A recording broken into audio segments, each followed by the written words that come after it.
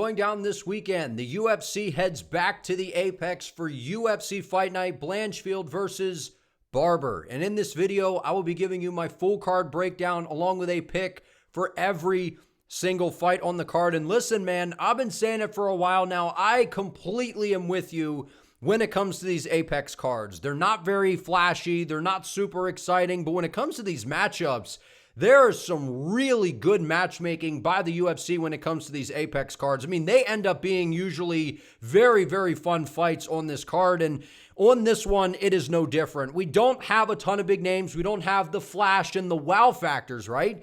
But we have some interesting matchups. We have a lot of fights that I think are just super competitive and really, really close. And we got some fighters that have a lot on the line here. They're fighting for their jobs, it seems. You know, they're looking to take that next big step up. We got all kinds of different matchups on this card. Excited to hop into this because, like I said, not super flashy, but some interesting matchups in terms of very, very close fights. So stick around because I think some underdogs are going to be showing up this Saturday night. But let's hop into it. Straight away with the first fight of the night between Ryan dos Santos versus Elise Ardelean. Look, I think that this is a very cut and dry matchup. I don't think either one of these women are particularly outstanding. I think that they are rather similar in terms of their skill sets, right? I think Elise Ardelean, look, she's coming off of the 2 losses, right? She went on a nice little streak there. Then she comes into the UFC here, loses to Shauna Bannon by decision. I thought that she could have won that fight. Then she goes out there against Melissa Martinez and loses. And then similar situation here for Ryan dos Santos, right? Comes in, she loses to Alan Carr by split decision. She loses to Tomar by split decision. So both fighters have came in and it's like they could have been on the opposite side of those losses very easily.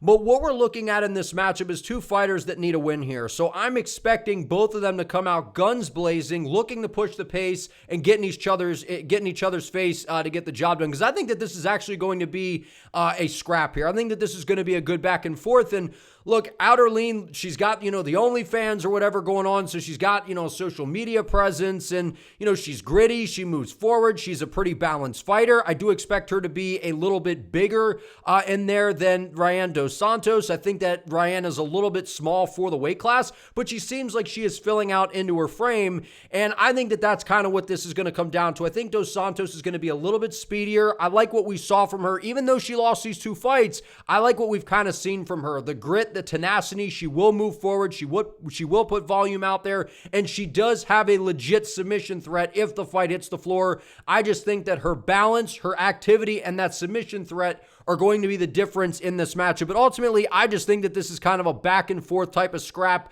to where maybe we get a 29-28, dos Santos winning 2 out of the 3. In this, I could see Ardelean taking a round, or if not, getting swept completely by dos Santos in this matchup. Either way, I think it's a fun back and forth. I got dos Santos getting it done. She needs a win. Moving on, we have Markel Mederos versus Balaji.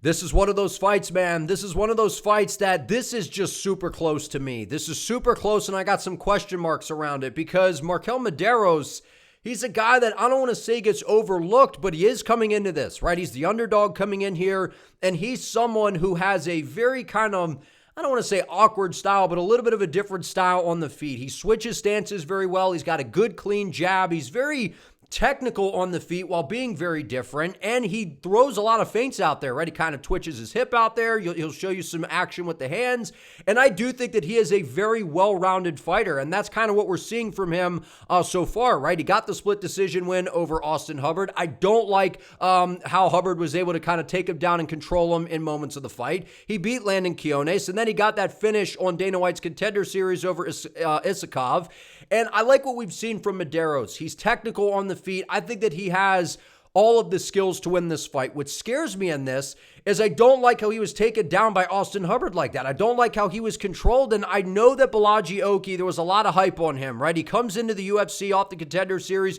If you had already seen the highlights about this guy, I mean, he's got tremendous shots to the body. This dude has legit power in his hands. He actually has pretty solid wrestling of his own, and he just has power, man. And that's what you watch when you turn on the tape with Balaji. But he comes into the UFC, right, makes his debut against Timmy Kawamba, and at first I was like, I want to split decision decision here. I don't know, man. Timmy Kawamba. And then we're seeing that Timmy's pretty damn good, right? He goes out there and finishes Romero the way he did. That shocked me, right? Then he goes out there and gets submitted by Chris Duncan, to where Oki was doing very well in this fight before getting submitted. And it just so happens that we got to put some respect on the name of Chris Duncan, right? Going out there subbing Oki, going out there subbing Jordan Vucenic. He's got a nasty guillotine, right? So there's no mystery on that now. And Duncan's just game. He's gritty. He's a guy that's going to find a way to win. So I think that this is a very interesting fight here. I think that this is power versus the more methodical approach from Markel Mederos. I think that the X factor coming into this fight is the power that Oki possesses, backed by his grappling, that I think that he's going to mix into this fight. And even if he doesn't and he stands on the feet, he can absolutely stand in front of Markel Mederos. I just worry that he will get outstruck, he will get outscored, because that jab of Mederos, it's nice, man. It's nice. He gives you a lot of different feints on the feet. He's a very technical and sound fighter. But I am going to go with Balaji Oki in this. I played with the idea of picking Mederos, and I do think that there is a very good shot he wins this fight. I think Mederos is very capable of getting this done, sticking and moving on the outside, because one thing about Oki, if you go in there and you don't let him just back you up and bully you around and you kind of push back on there, you get him on the back foot, he doesn't fight very well going backwards. But I think Oki is going to be pissed off to get back in the win column. Coming off of that loss to Chris Duncan, I think he gets back on track here against Markel Mederos. Those shots to the body, I'm going to look for him, to dig to the body, try to bring those hands down to Mederos, set some of those shots up upstairs, and maybe even mix in some of the takedowns, considering what we saw Austin Hubbard do there. I know Hubbard has decent wrestling, but I think if Balaji mixes this up, I think he gets it done, and I think that his power may make Mederos a little bit hesitant. But on the other side, I could definitely see Mederos going in there, sticking and moving, and working his way to a decision. But I'm going to say that Balaji Oki lands the more damaging shots, mixes in the grappling, and gets this one done by decision. But close fight, man. Very close fight. Moving on, we have Andreas Gustafsson versus Trevin Giles, the long-awaited UFC debut of Andreas Gustafsson, who is coming off of the Contender Series, where he got a beautiful finish with the knees to the head over Pat. I mean, when this guy, Andreas Gustafsson, right, when you see, he's from Sweden, you see the last name, it's like Alexander Gustafsson, man. Like, that's the reason I tuned in. I was like, wait a minute, is this guy related to Gustafsson? Which I don't think he is, but, the last name got my attention. He's from Sweden, and this dude, man, he is a throwback fighter to me. If you go back and you watch his fights prior to getting to the UFC, this dude, I think it was over in Brave, right? If I'm not mistaken, he fought in Brave as well. Yeah, there we go. He was out there, man, and he was doing some crazy work, dude. This dude, he just is a marauder. Like, there's no other way to describe this guy other than he is going to get in your face, he's going to back you up, he's going to push you up against the fence, and he is going to try to win a dirty, grimy type of fight. He has power, but he is very, very good when he gets you in close, when he marches you up against the fence, lets those dirty boxing combos go in close. He's got good knees, good elbows, and that is his bread and butter, is to mix it up against the fence, get you in the clinch, take you down, control you, let some of that ground and pound go. He's just a throwback fighter to me. It feels that way when I watch Gustafsson fight. But he's got an interesting matchup here in Trevin Giles, because this is a short notice step in here for Trevin Giles. And if this was not short notice, I got to be honest, I might pick Trevin Giles to win this fight. And I think that Giles, even though it's still on short notice, is very capable of winning this fight, because Trevin Giles, we all know he has a piston for a jab, man. He has a laser beam in that left hand. He will stick and move from range. He's very, very good on the outside. And he's coming off of 3 losses, but against really solid competition. Lost to Gabriel Bonfim by submission, got finished by Carlos Prates, lost to Mike Malott by decision. So those are 3 really game opponents, man. And before that, we saw him go out there and beat Luis. We saw him, get the split decision nod over Preston Parsons. Like, Trevin Giles is still a very good fighter, right? I know he's not top of the heap in the weight class, but I can definitely see him pulling this off, man. I think that if he sticks and moves from the outside, he's going to cause a world of problems for Andreas in this fight. But my worry is this: even if Trevin does that, we've seen when the fights aren't on short notice, he has a problem with his output. He doesn't let a ton of volume go. He has an issue pulling, the trigger and letting his combinations fly. And I just see that being an issue here, because if he does decide to open up, he's going to allow Andreas to get to his hips, back him up against the fence, take him down, and turn it into one of those dogfight types of matchups. Because if you go back and watch this dude fight on FCR, if you watch these fights, man, he is dangerous. And if you go back and watch this Luderbach fight, I mean, he is game, dude. He, like I said, an OG throwback type of fighter. I like his grit. I like his tenacity. He does get clocked in a lot of his shots, so I expect that jab to be moving. We don't see a particularly good striking defense from Andreas. Very winnable fight for Trevin Giles. If it wasn't on short notice, I think that I would be a little bit more tempted to pick Trevin. But I'm going to trust that Andreas Gustafsson, the long-awaited debut, I believe this has been kind of a long-awaited thing because he won on the Contender Series. I think he had an injury or something like that which prolonged this. But I think if he comes back, he looks dialed in, backs him up against the fence, doesn't allow Trevin to stick and move on the outside, I think that Gustafsson wins this fight by decision. Maybe he could find some sort of TKO up against the fence, ground and pound. I like the grit. I like the tenacity from Andreas Gustafsson. I think that he is able to get this one done over Trevin Giles. But if he can't close the distance and he just lets Trevin work from the outside, I think Giles can pull this one off. Moving on, we have Jordan Leavitt versus Kurt Holobaugh. Okay, interesting fight here, because at first glance, man, when I saw this fight get announced, I was like, I'm super tempted to roll with Kurt Holobaugh, man. Because I don't think Jordan Leavitt, he's someone that's kind of been inactive, right? Throughout his career, we know what we're getting with Jordan Leavitt. He's basically a ground specialist. He's going to try to get the fight to the floor. He has excellent jiu-jitsu skills, right? We saw that in the Matt Sales fight. We saw against Trey Ogden, won that fight by split decision, goes out there and loses to Paddy Pimblett, which was almost 3 years ago now. But he was doing very, very good early in that fight. In the first round, he looked really good against Paddy Pimblett. And I'm sorry, but if you're in there and you're winning grappling exchanges against Paddy Pimblett, I mean, that's impressive, man, because we've seen how good Paddy Pimblett is, and then he goes out there and finishes Victor Martinez, and then he's coming off of a submission loss to Chase Hooper. Okay, so he got subbed by Chase Hooper, got subbed by Paddy Pimblett. Those are two incredibly dangerous submission aces in the lightweight division. When I look at this fight, it is very cut and dry. While Kurt Holobaugh, yes, he's been around for a while. He's almost 39 years old. He's that OG type of style, right? We saw him, he lost to Alexander Hernandez. He's coming off of a win there, lost to Trey Ogden. We've seen, right, coming off of the Ultimate Fighter, the resurgence. We saw him sub Austin Hubbard. I like Kurt Holobaugh. He's just going to move forward. He's there for a scrap, man. That's why Kurt is there. He's not looking to outpoint somebody and win a boring decision. That's not why he's there. He's looking to move forward, get in the pocket, he's got legit power in his hands. If he can let the boxing combos go and keep the fight on the feet, I think that he smokes Jordan Leavitt and wins this fight. But what worries me is while Kurt does have good jiu-jitsu, it's different in MMA, man. And I know that he was able to sub Austin Hubbard, which, yeah, I think that that's pretty impressive. But when I go back and I watch how easy it is to take Kurt Holobaugh down, I don't like that. I don't like that coming into this fight. And I know Jordan Leavitt's not the most outstanding wrestler, but he's still very capable of getting to a trip, tossing guys around. We've seen that from Leavitt throughout his career. And given that these two losses against, are to Pimblett and Hooper, I mean, that's a huge step up in competition compared to a guy like Kurt Holobaugh. Like I said, if it stays on the feet, Kurt wins this fight all day long.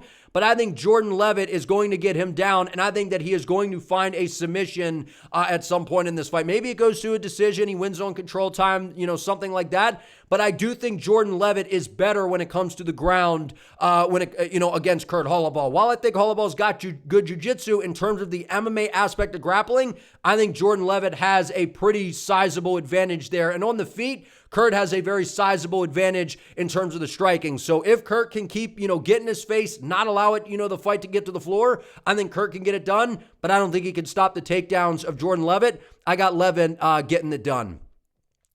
Moving on, we have Alan Nascimento versus Jafel Filho.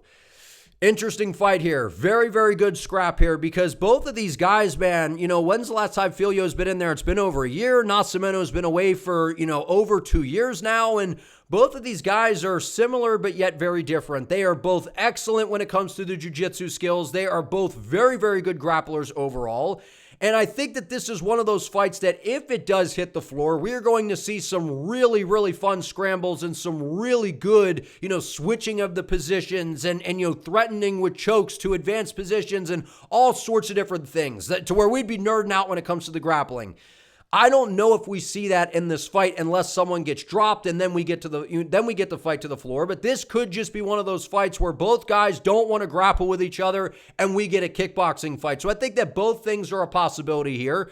But I think when it comes to the grappling, it cancels out. I don't think either guy is particularly better than the other per se in terms of the MMA game here. I think that both of them have very good jiu-jitsu. Both of them are very good when it comes to the ground. But I think on the feet, while we've seen Nascimento make some solid improvements, and it's interesting, right? Because whenever a fighter is away for 2 years, I always say two things are going to happen. You're going to come back and you're just going to look flat. You're going to look like you've been away for a while, or you're going to come back and you're going to look somewhat evolved. You're going to have some new tricks up your sleeve. You're going to be this maybe more evolved version of what you were the last time we saw. But at 33, almost 34 years of age, I think that there's a chance we see Nascimento come back and look a little bit crispier. The problem, I don't think that he is a better striker on the feet than Filho. I don't think he is, man. And what we've seen from Jaffel, especially over these past 5 fights, when he came into the Contender Series and got that finish over Roybert, I was like, okay, we knew about the submission skills, but look at the striking. Goes out there, he gets subbed by Muhammad Mokaev. That's a guy who I've been saying could be a champion if he was still in the UFC. Goes out there, subs Daniel Perez. Goes out there and subs O'Day Osborne, where he was doing pretty decent on the feet with O'Day. And I know O'Day's not top of the food chain, but he's a pretty solid striker, man. O'Day Osborne is, right? So when I look at this fight, I just think if it stays on the feet, I think Filho has more power. I think that he actually is the better striker between the two. Maybe Nascimento has a little bit more output. I like the kicks to the body. I like the left hook from Jaffel. I think Jaffel gets this one done. I think that he wins this fight. I'm going to say by decision here. I could see a finish, from Filho if he's able to knock him out. Maybe, I don't know about a submission because both guys are so good on the ground. But if you rock somebody, of course, then you can find a submission because, if you're rocked, you're rocked. But I don't know, man. I think that this is a close fight because there's questions, right? Filho's been out for over a year. We kind of know what he brings. Nascimento's been out for a while. Both guys are, very good camps here. I like what we've seen from Nascimento. The front kicks up the middle. He's aggressive. He's got good output. I just think that Jaffel's the better striker. I just think he is. And I think if the fight hits the floor, it kind of cancels out. So if we're stuck on the feet, I got Jaffel getting this one done by decision. Moving on, we have Zachary Reese versus Duško Todorovic. Okay, interesting fight here, man, because I think that Zachary Reese, whenever someone gets brutalized the way he did against Azamat Bakoyev, which that was really just awful for Zachary Reese, right? I think he was supposed to be fighting someone else, and then they gave Azamat the fight on short notice to step in against Zachary Reese, and I think I originally had Zachary Reese to win the fight on whoever his opponent was the first time around, and then when it was Bakoyev, I'm like, oh man, Reese is going to get destroyed, dude. Bakoyev's a monster, and so whenever you are just kind of this bully that like Zach Reese, right? He likes to move forward, get in your face, let these big power shots go, and he likes to get people out of there in the first round, right? If Zachary Reese is going to win, there's no mystery, right? We saw that on the Contender Series, the submission. He got finished by Cody Brundage, got Batista bombed, then he, beat Julian Marquez. He won the decision over Medina, which that guy's got, a freaking granite chin, right? Then he goes out there and gets destroyed by Bakoyev. If Reese comes back the guy he was before the Bakoyev fight and acts like it never happened, he completely steamrolls Duško in this fight, because what we see from Duško is, look, man, he's decent, right? He's got power, and he can move forward and knock somebody out. We saw that against Jordan Wright, take somebody down, land some good shots, whatever it is. I don't think he has a lot of success in this fight, no matter where it goes. I think Zachary Reese gets a first round KO in this matchup here. I think that the straight left hand down the middle of Zachary Reese will beat the big looping shot of Duško in this fight. And I think Zachary Reese, no matter where the fight goes, I think that he will be just fine in this matchup unless he decides to sit on the bottom, accept bottom position, don't threaten with submissions, and just kind of gets controlled. Then I think he will be in trouble. And of course, if he gets hit with some, shot by, because again, these are two, power hitters here. But I think Zachary Reese is the better fighter. I think he's a little bit more technical on the feet. And I think if he comes back with that same kind of swag he had before losing to Bakoyev, I think he completely dusts Dusko in this fight. I got Zachary Reese by first round knockout. That left hand, I think it's going to land. Moving on, we have Ketlen Viera versus Macy Chiasson. Interesting fight here. Interesting fight. And look, I was kind of going back and forth here because I think that Ketlen Viera, look, she's coming off of a loss, but who is that to, right? She lost to Kayla Harrison, who's fighting for the title here in about a week against Juliana Pena. And we know that Kayla Harrison's an absolute monster, right? And before that, she went out there and she beat Panna Kianzad, which we've seen Kianzad, she's got pretty solid boxing, but it just hasn't really stacked up well, right? She beat Misha Tate, she beat Holly Holm, she lost to Raquel Pennington. Like, I think that Ketlen Viera is a little bit overrated, to be honest, right? I think she's slow on the feet, she's very flat-footed, she does have a good ground game to where if she can push you up against the fence, take you down, control you, start to work, towards her submissions, she very much could be a problem. The issue for her in this fight, good luck, because Macy Chiasson, she's very tall for this weight class. She's 5'11", she's got a 72-inch reach, and she floats around on the outside, and she's hard to get a hold of, man, right? We saw her, yeah, she got submitted by Raquel Pennington. That was over 3 years ago, and ever since, I feel like we've just seen her really kind of evolve throughout her career here, right? She was able to outscore Norma Dumont. She got finished by Arena Aldana. Okay, one of the better boxers in the weight class. Then she goes out there and subs Panna Kianzad, and she's coming off of a stoppage win over Mayra Bueno Silva. So we had seen the improvements on the side of Macy Chiasson. So if Ketlen Viera is going to win this fight, she's going to have to close the distance, back Macy up against the fence, take her down, turn it into kind of one of those dirty, gritty type of fights.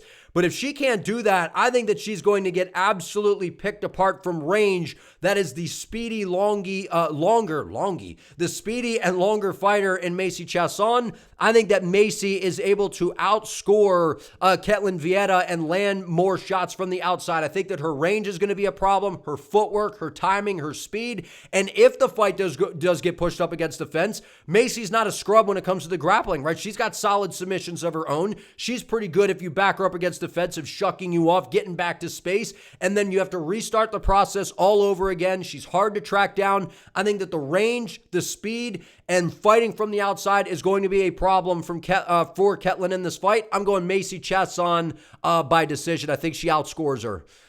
Moving on, we have Dustin Jacoby versus Bruno Lopes.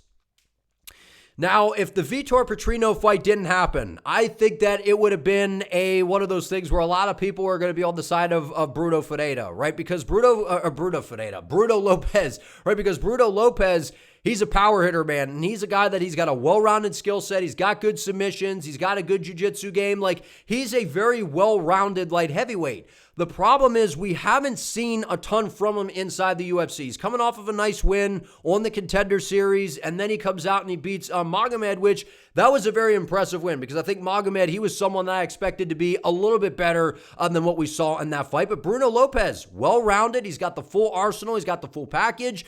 But I just don't know if he's ready for Dustin Jacoby because I know Jacoby's 37 years of age. He's a little bit older now. And yeah, he went on that kind of that skid here, right? Because he lost to Azamat Mirzakhanov, who's an absolute, problem in the weight class. He beats Kennedy and Zechku, which that was a good win. He loses to Alonzo Menefield by decision, was having a lot of good moments in that fight. I actually thought he won that fight. I think that was the fight I thought he won. I think it was that one. Then he goes out there and gets finished by Dominic Reyes, which, again, Dominic Reyes, he's on his resurgence. And then he goes out there and starches Vitor Petrino and kind of exposed the fraud that Vitor is. But look, man, the bottom line is this. This fight, to me, it plays out on the feet. Because while I think that Lopes is the better grappler, and I think if he could get the fight to the floor, of course he could cause some problems for Dustin Jacoby. But Jacoby has shown that he's got good takedown defense, man. He's got good takedown defense. He's a sharpshooter on the feet. And, a lot of what I was criticizing was, look, Dustin Jacoby, we know he's this glory kickboxer, but he doesn't have a ton of power, right? He's more of those kind of, tit for tat on the outside, super strategic and smart approaches. And we haven't really seen him get after somebody and starch him. And we saw against Vitor Petrino, that was a filthy right hand that absolutely knocked his ass out. So we've seen Dustin Jacoby, clearly, if he sits on a shot, he can knock somebody out. He switches stances very well. He, will bang leg kicks from the outside. He's got good footwork. He's got very high fight IQ. I think that the veteran Dustin Jacoby wins this fight. And I'm going to say he gets a finish here. I'm going to say he finds a finish in the second round. Maybe he just outpoints him and it goes to a decision. But I think that Lopes is going to come out very, very aggressive in this fight, because if you go back and you watch this guy, right, he lost to Ribeiro on the Contender Series. He's very aggressive. He likes to move forward. And if you're throwing these big, wild ooga booga shots and you allow Dustin Jacoby to dig his feet in, especially with the confidence he has coming off of a KO victory over Vitor Petrino, I think that he's feeling it, man. I think that Jacoby is feeling it. I think that he is going to be the veteran in this fight. I think he's going to, not get into this, barn burner type of brawl early on. He's going to fight smart from the outside, fight very strategic, give Lopes a lot to think about. And again, he has very good takedown defense, to keep the fight on the feet. I think it's going to be a long night here for Bruno Lopes. I got Dustin Jacoby getting a knockout. And if he doesn't get the KO, I think he picks him apart and wins a decision. Moving on, we have Brahimaj versus Billy Ray Goff. Interesting matchup here. Both guys were supposed to be fighting somebody else, and those fights fell apart. They were, I think, both scheduled to be on this card, and they're like, man, we'll just fight each other, right? So we got a fun scrap here, because Brahimaj is coming off of a KO victory over Mickey Gall, but Mickey Gall, let's be honest, man, he's just somebody that we've been saying that I've been saying at least is not UFC caliber, right? He lost to Themba Gorimbo, got a nice submission victory over Michael Gilmore, but he's been very inactive. And one thing about Ramiz that we know, he has excellent jiu-jitsu skills, training under Travis Lutter. He's got excellent submission skills, and if he could get the fight to the floor, he could cause a problem for just about anybody in this weight class. He has very, very slick submissions, and on the feet, he's not bad either. But in this fight, I just think that this is a heck of a switch up here, because, yeah, Billy Ray Goff is coming off of a decision loss to Trey Waters. Trey's a hard matchup, right? Kind of floating around from the outside, and he's got the range, and that's a hard guy to deal with. But if you watch Billy Ray Goff win these fights, man, he's a dog. He puts you just in this super this pressure chamber. He moves forward, mixes things together very well. He has power, like we saw in the Contender Series. We saw in his debut here. He's got power. He's got a well-rounded skill set, but I think that the pace that Billy Ray Goff brings to the table is going to be a problem for Brahimaj in this fight. And of course, Ramiz could land a shot on the feet. Of course, he could find some sort of submission in a scramble or something, but I just don't know, man. When you go back and you watch the fight against Court McGee, it's I just feel like Billy Ray, if he could implement even a similar game plan to Court McGee, which obviously he can, but yet he's younger, he's faster, he's super well-rounded, and that pace, man, I think that it's going to be a problem for Brahimaj in this fight. I'm going to go second round TKO stoppage by Billy Ray Goff. I think that in the first round, maybe it's competitive, but as the fight starts to play out, he starts to mix things up. He starts to land those shots to the body, get into the pocket, land some of those good clean shots in close. I think that Billy Ray Goff is able to find a finish over Brahimaj here. But either way, I think it's going to be a fun fight early on, but then I think that the pressure and the pace will take over for Billy Ray in this matchup. I got him getting it done. Moving on, we have Mateusz Gamrot versus Leavitt Klein.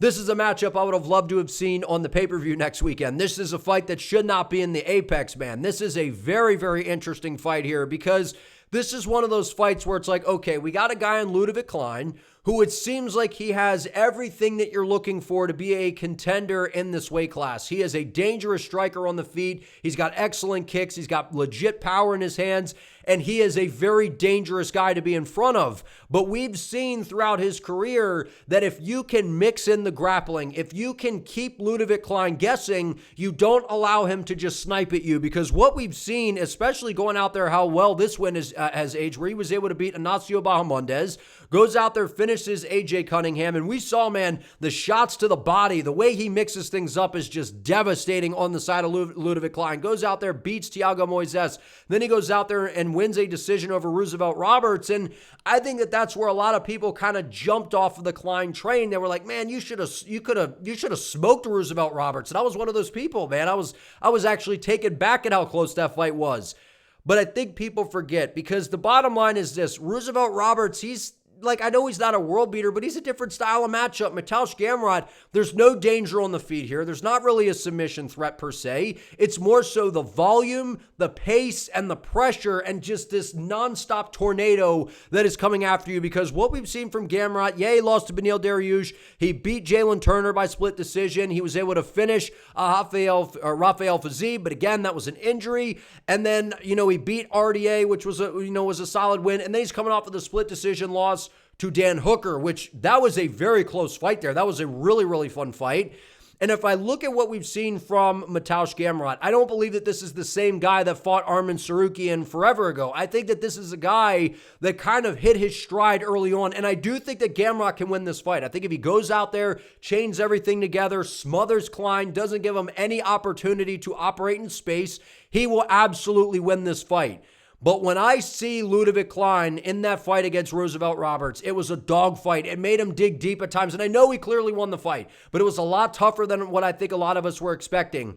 Mateusz Gamrot has nothing on the feet for Ludovic Klein. And if Klein can stop some of these takedowns, land some of those damaging shots, keep Gamrot off of him, which again, that's a big if, I think Ludovic Klein can rack up the damage and actually pull this one off. I know a lot of people are high on Mateusz Gamrot to get this thing done, man, but I think that Ludovic Klein finishes Mateusz Gamrot here. And listen, I know that Gamrot's one of those guys, he's, basically top of the food chain in this weight class. He was, I think the UFC offered Arman Tsarukyan Gamrot, and, Arman, felt disrespected by being offered that fight. I thought that would have been a very rather easy matchup at this point in their careers for Arman Tsarukyan to get the job done, get some payback here. But listen, I think that Gamrot's very, very good. I think that, his pace, his pressure, the way he chains everything together, he is a very, very hard guy to deal with. But when I watch Ludovic Klein, the way that he digs to the body, the way that he mixes things up, and the power that he possesses, I think that it's going to be a problem for Mateusz Gamrot in this fight. And I could see Klein very much just out-damaging him and winning a decision here.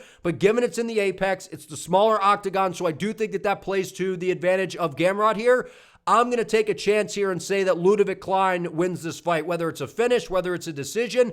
I think that the damage on the side of Ludovic Klein is going to be the difference. I think he stops enough takedowns. I think that he actually has pretty good takedown defense. He has decent submissions of his own. I don't think that he subs Gamrot in this fight. I don't think he stops every takedown, but I don't think that Gamrot just takes him down and controls him. We saw what happened in the Hooker fight, and I like the way that Klein goes to the body. If you want to stop a good grappler, dig to the body, start to take some of the wind out of the sail, start to bring those hands down to set the shots upstairs, I like Ludovic Klein in this matchup. It's going to be hard. I could definitely see Gamrot getting this one done, just grinding him out and winning a decision. But I like Ludovic Klein, man. I've been high on the guy. I'm not going to jump off of the train just because he was in a dogfight there with Roosevelt Roberts. I like Klein. I think he gets it done. Last but not least, the main event between Erin Blanchfield and Macy Barber. Interesting fight here. I was kind of shocked when the UFC booked this because both of these women seem to be kind of the, future faces of the flyweight division here. They're both young. They both have very interesting styles. And the way that this lines up here is a very interesting matchup because I think in terms of the fight here, it's very obvious what we're going to see here because Macy Barber, she's someone throughout her career. She's got good power on the feet. She's floaty on the outside. She'll stick and move. We saw what she was able to do to Amanda Ribas. She's coming off of the win here over Ketlin. But again, that was a year ago, right? So she, when she beat Caitlin, that's over a year ago. So whenever you take that much time off, I don't like to see that too much in a young fighter when you're on a hot streak. I like when these fighters get these quick turnarounds. I'm not saying, fight once a month like Kevin Holland, but kind of let's get in there a couple times a year, right? And I don't like the slow halt that we kind of saw there in Erin Blanchfield. She's someone that is constantly improving, right? We saw her sub Molly McCann. She subbed Jessica Andrade. We saw what she was able to do to Santos. Goes out there, loses to Manon Fiorot. But look how good Manon is, right? She just fought Valentina Shevchenko, put up a really good fight against her, for the title. Then she goes out there and beats Thug Rose Namajunas, one of the legends in terms of women's MMA. What we've seen from Erin Blanchfield, she's 26 years of age. Her striking is improving. She's got pretty good kicks. Her hands are coming along nicely. But where she wants this fight is on the floor because when it comes to the grappling, I believe she has a pretty sound advantage over Macy in this fight. I think that if she could get, back her up against the fence, take her down, and get on top of her, I think it's going to be very, very hard for Macy to work back to her feet. And even if she does, I think we're going to see Macy slow down because, again, this is going to be a 5-round fight, which is newer territory for Macy Barber, where we've already seen Blanchfield. She's capable in the big moments here in these longer fights. I like Erin Blanchfield to get this one done over Macy Barber, and I'm going to say by decision here. Maybe she finds a submission. Maybe, I don't think she KOs her. Maybe she finds a submission. We saw her sub Andrade Molly McCann, so it's definitely possible,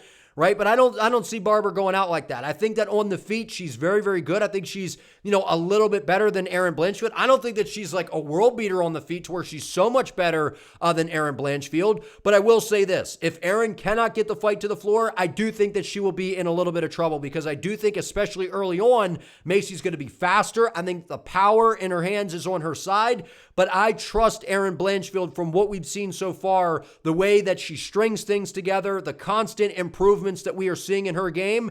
I just think she will mix it up. She will take Macy down, drag her into those later rounds, and just really take over as the fight plays out and get the job done. So both of these women are both the future of the flyweight division here. But I think that Erin Blanchfield is someone with a win here. She puts herself right back in the title conversation. And if Macy Barber gets it done, I wouldn't be shocked if the UFC gives her a title shot basically right after a win here over Erin Blanchfield. Big matchup, big fight here because I think that the winner puts themselves in position for a title fight. Very competitive fight here, but I think that the well-roundedness of Erin Blanchfield and the ground advantage is going to take over as the fight plays out. I got Erin Blanchfield getting it done. But if you guys enjoyed this video, please give it a like. Let me know what you think down in the comments. And don't forget to subscribe to the channel and turn on the notification bell so you do not miss an upload. I would appreciate it. See you next time.